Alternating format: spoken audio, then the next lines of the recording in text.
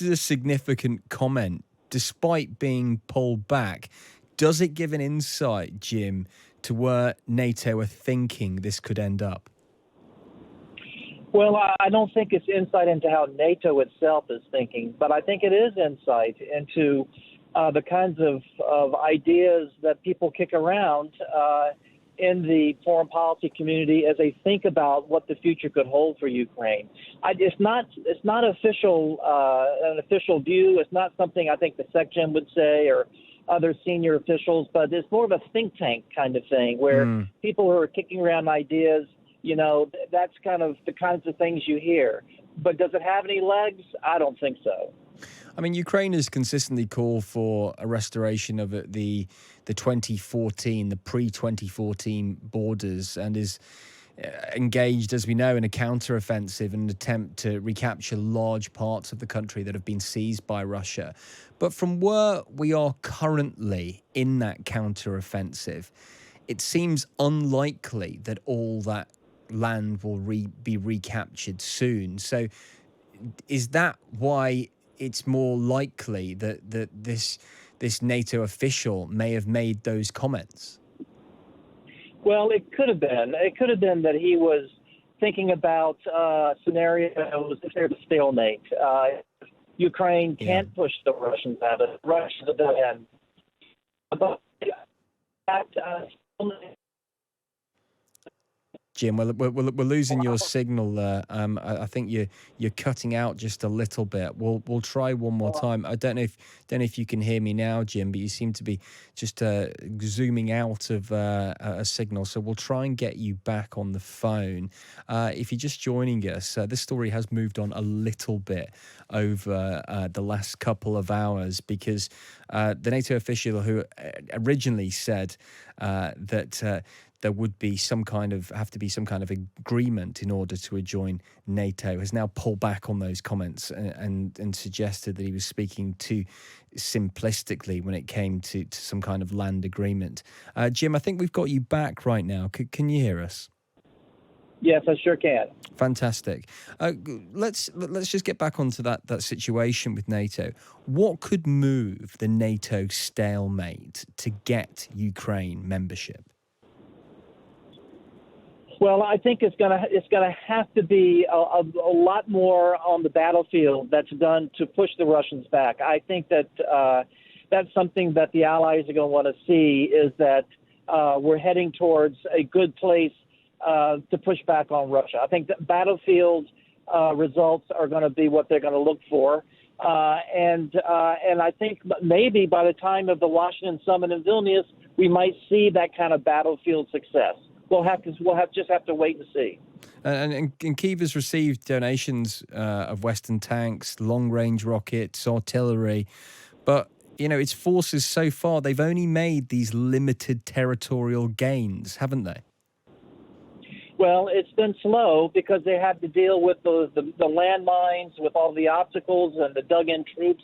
But we're starting to see some success, particularly in the south. So I think we have to be patient and wait and know that that's something that we need to expect for an offensive of this nature. It takes time. We've got to give them that time, and we've got to give them the assistance, particularly ammunition.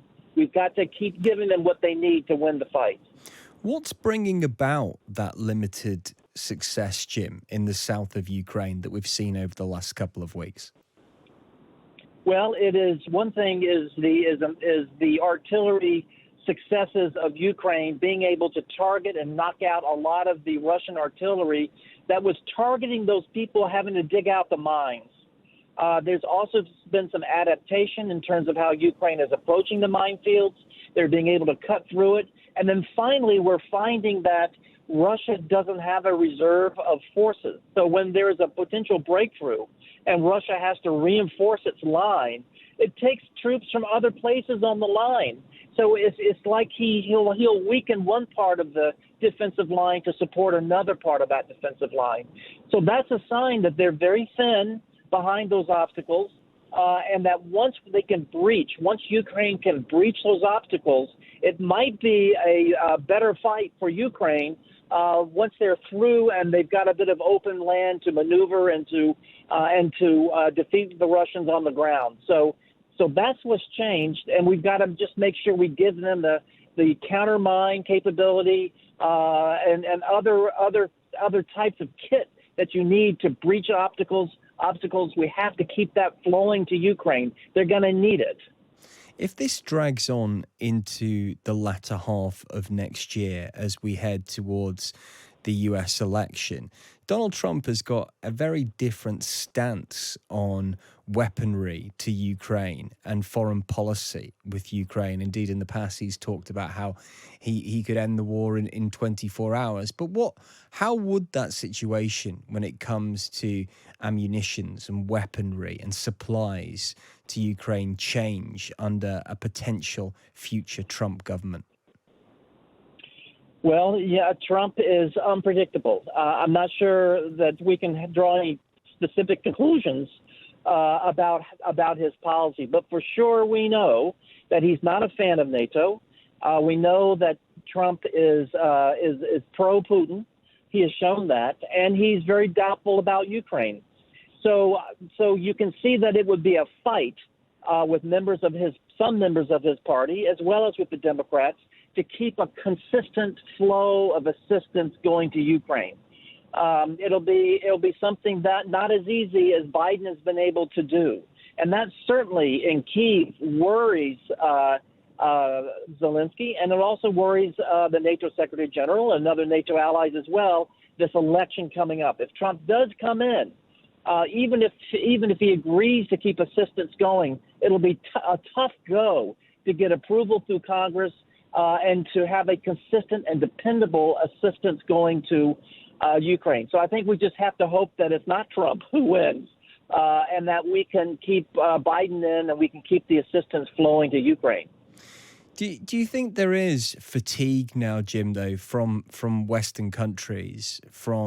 We've heard in the UK that that Kyiv can't ask for ammunition and weaponry like it's Amazon. That was quite a famous quote from the Defense Secretary over here a couple of weeks ago.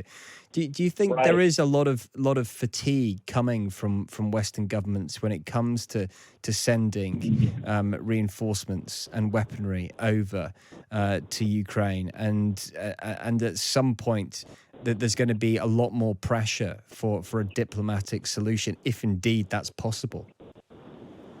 Well, I think you can't rule out fatigue, and you can't rule out other people talking about agreements that might work.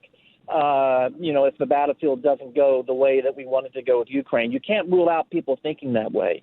But I don't think we're at a point now where fatigue is overtaking all the efforts. I think that, but we can't take that for granted. And I think that's where it comes down to leadership in terms of the NATO Secretary General, in terms of the UK government, US government, other strong allied governments who have to keep the pressure on, both at home politically, but also among ourselves. We have to keep everyone running together so that we can stay united and we can stay in full support no matter how tired we might become. We can't let that fatigue overtake us. World War II, the experience of Great Britain in terms of fatigue, think about your own history. And I think, like UK, we can't allow fatigue to divert us from this goal of helping Ukraine kick Russia out of Ukraine. That's our fight too, and we cannot. They're not fatigued. The Ukraine is moving full steam ahead, and we have to as well.